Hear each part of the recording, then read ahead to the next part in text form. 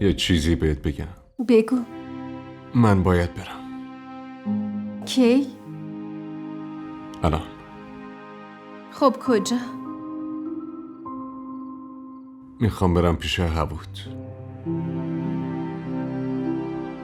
شوخی میکنی. راستشو بگو کجا میری؟ دارم راست میگم.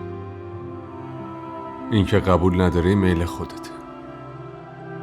تو هیچ وقت همچین کاری نمی کنی. از کجا میدونی؟ اگه این کارو میکردی من میمردم. و اگه اینجوری شده باشه و تو نفهمیده باشی چی؟ اگه تو در حقم بیوفایی میکردی دونستن و ندونستنش فرقی نمیکرد.